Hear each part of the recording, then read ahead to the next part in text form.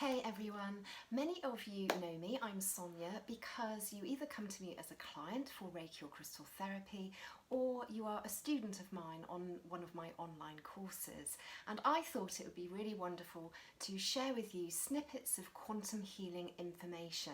This is close to my heart because I really enjoy sharing information about the cosmos, all of the energies around us and within us, and how we can use tools like Reiki and crystal therapy and many other things to heal ourselves and heal our lives. So this is the first snippet, if you like, of quantum healing information for you. And I thought it would be really great to start with something that we're all familiar with. So birthstones. So all of us are familiar with astrology and our birth sign, and many of us wear jewellery according to our particular birth sign, so birthstones, birthstone crystals. And I think this is really fabulous because for those of us who aren't really familiar with energy work or crystal healing, it makes it very accessible, and many of us really like wearing jewellery, so this is a really good starting point. So your birth sign is integral to you. It is actually your representation of your inner self, your truth, your authentic self. But many people forget when they read their astrology summary in the newspaper or in a magazine that it's equally important to look up what your rising sign is or your sun sign is. It's called both rising sign and sun sign, because this is a representation of how you present yourself to the outer world. So your birth sign is your inner self, and your rising sign or sun sign is your representation of your outer self, how you present yourself to the world. So I invite you to have a look on the internet. There's loads of information, and find out what both of those are. So you need to know your birth sign and your rising sign or sun sign, because then you have the opportunity to wear both types of jewellery. And what we're going to do now, I'm going to share with you my birthstone, which is aquamarine because I'm Pisces, and I have the rising sign of Virgo. So carnelian is a very popular Virgo stone. So what's really interesting, and I invite you to have a think about, is have you always been drawn to wear your birthstone or your rising sign stone, or has it come to you over a matter of time? Because for me, aquamarine, which I'm wearing here, if you can see, this is a small but very beautiful, shiny example of aquamarine. It's a semi-precious stone, and this is cut so all the facets reflect the light really beautifully. And I'm also wearing aquamarine earrings, and I've got an aquamarine and diamond ring on. So these were given to me when I was a lot younger, actually, from family members. And funny enough, although I always knew my birth sign was aquamarine, I like to wear it occasionally, but not all the time. And it's only in the recent years of becoming a crystal therapist, about 10 years ago, that I've started to get my aquamarine jewellery out again. And actually this piece here, which I'm going to show you, is a raw piece of aquamarine, which is not faceted. It's the raw stone, so you can see it's got a rougher texture. It's less shiny, but I love it because it's raw, it's in its raw form. I wear this all the time, every day. So it's become really part of me, and I've really loved wearing it. This is also an example of a piece of aquamarine which I bought in a crystal shop. So although that's in its raw form, it has got a really nice light energy and sparkle to it. So you can see the difference between raw pieces of stone and these faceted pieces of stone, which we are more familiar with in our semi-precious jewellery, because we tend to go to a proper jeweller and see all those stones sparkling in the window like diamonds, and aquamarine can be one of those, and it's faceted and shiny, versus the rawer stones that we might buy in a crystal shop, which aren't always tumbled, which means rounded, or faceted. Sometimes they are, but they can be in their raw form. So there's two different forms of them. And this makes a real difference in terms of the energy that those stones give you. But for me, it's taken me a time to really feel ready to wear my birthstone every day. And I wonder whether it's because my life has progressed, I have matured, I'm at a decent age, nearly in the middle of my lifetime, and I know myself better, and therefore I feel I resonate with that birthstone more because it's a representation of the inner me, the true me. But sometimes we can resist our true selves for quite a while. So ponder on that one.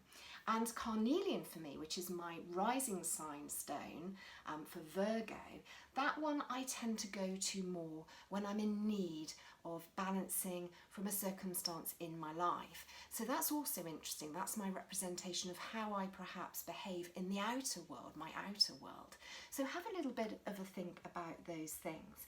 Now, of course, what you can do is determine which of those stones you might want to wear, your birthstone or your rising stone, your sun sign stone. And what you can do is trust your intuition, like I have done in the past. Just wear what feels better for you, and wear on the body, because it might be on a finger, it might be on your ears, or it might be on your chest as a pendant, or a bracelet even, or an anklet, or in your pockets. So have a think about where on your body you wear your birthstone jewellery, because that's also relevant, because the energies will be more focused to heal and balance the organs in the body in those particular areas. And I think it's also, it's quite interesting if you have a pendulum, your quartz pendulum, you can dowse, you can ask the pendulum which stone is more, which stone am I more receptive to at the moment in my life? Is it my birthstone about the inner me, or is it my rising sign or my sun sign stone about the outer world and how I integrate with the outer world? So that's something you can do to look at dowsing. Now, going back to the structure, this is the faceted stone, very shiny, and if you remember, this is the raw stone. So there's a real difference. And if you are one of my students on quantum crystal healing, you would have heard me talk about the structure of crystals, the fact that they have a lattice structure. Every structure is unique to a particular crystal. And that then gives a different refraction of light when light shines on the crystal, and the crystal then gives off different healing properties. So crystals have personalities based on their lattice structure inside them and how they refract light. So the structure, although this is kind of a superficial structure, whether they're faceted or raw, that will have a subtle difference. So when we look at actually what birthstones do for you, as well as looking pretty when we wear them, the first thing to really consider is this kind of authenticity, if you like. So birthstones, when you wear them, they can bring you true authenticity and help you to get back to that authentic self. And particularly if they are gem quality, so this kind of gem quality that jewelers will typically stock, and faceted. So there will be a certification often with these stones, like you get diamonds are certificated with a particular hardness, a particular clarity, and a particular colour as well. So there'll be a certification, and usually those stones have had contaminants taken out of them, so they'll be much purer. So you can see how this authenticity kind of comes through in how the stone has been finished off for wearing, for jewellery. Now obviously that helps you to be your true self, that authenticness. So the purity of that stone can shine through to the purity of yourself and your inner self. Now the other thing that birthstones will do is they will help you to achieve self-acceptance in yourself. So because they are designed to align with your own personal energy as your birth sign, then they will allow you to bring out all those inner qualities of yourself, which is really wonderful. So authenticity, number one, self-acceptance, number two, and clarification. So again, because they tend to be very clear, the contaminants will have been taken out of them, particularly if they are this gem quality, then there'll be real clarification in your life that your birthstone might bring you. So that's also a real benefit if they're really shiny and cut really well.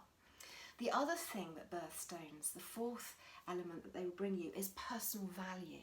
So when you think of these birthstones, they are typically quite hard in their structure on the Mohs scale, which is the hardness scale for gemstones, and they will be pure, the contaminants taken out, and kind of well presented and shiny. So they are beautiful. So they are a representation of maybe one of the best examples of that type of stone. So you can therefore see that they will bring this personal value to yourself. So you really start to value who you are, the inner part of yourself. And finally, because of that hardness scale that we talked about, the Mohs scale, then they will bring endurance in your life. So you'll be able to go into situations and have strength and capability and deal with challenges in your life if you wear your birthstone. So there's a really lovely list there. So there's authenticity, there's self-acceptance, there's clarification, there's personal value, and there's endurance. All of those things will come through if you wear your birthstone. So finally, what I'd like to invite you to do is let me know in the comments beneath what your birthstone is and what your journey has been, what your personal journey has been in wearing your birthstone, and if you've tried to wear your rising sign stone or your sun sign stone instead, because I'd be really intrigued. I know there's a real difference for me wearing, my lovely aquamarine, my raw piece that I choose to wear raw. I mean, even that's interesting. Why do I prefer to wear the raw piece as opposed to the shiny piece? Because although shiny piece will give me more clarification, I feel this brings me really real authenticity, because it's almost like it's just come out from the earth. So again, how you wear something, where you wear it on your body, and what you wear all tells you something about yourself. But my Virgo stone, my carnelian, is something I come to when I need it at particular points in my life. So do share that with me. I'd be really interested to find out. And finally, just to end on, I will just share the list of birthstones that you yourself can look up on the internet. It's readily available information, but in case you just want to go away and buy one of these or dig one out from your collection, then here is the list. So I'm going to read out the birthstones in date order according to the month which is related to a particular stone, as opposed to the birth signs. So for example, January is Aquarius, but Aquarius people are born between the 20th of January and the 18th of Feb. So although in January your stone would be garnet, if you were born on the 17th of February, you're still Aquarius, but your stone will actually be amethyst. So do research this further. I'm just giving you a general list to be guided by here. So January is garnet, February birthstone is amethyst, March is aquamarine, April is diamond, May is emerald, June birthstone is pearl or alexandrite, July birthstone is ruby, August birthstone is peridot, September is sapphire, October is tourmaline or opal, November birthstone is topaz or citrine, and December birthstone is tanzanite, zircon or turquoise. So you can see there's a real span of different stones there. And the last thing I will say before I leave you is you need to check, obviously know your birth date. You need to also ideally know the time you were born and where you were born in order to find out your rising sign or sun sign on the internet. There's a lot of free sites that if you put that information in, you will find out your rising sign or sun sign as well. But double check on the actual date to see which of those two potential stones it could be, depending on whether you're born at the beginning of a month or the middle of a month, depending on your birth sign. And even regardless of that, on the internet, when you type in particular crystals for birth signs, you will see there are a few options available. So this is where you need to use your intuition and decide which one you really resonate with, because you are an individual person. Okay, so I do hope you've enjoyed that little snippet of quantum healing information, and do enjoy wearing your beautiful crystals in alignment with your birth sign and your rising sign. Take care.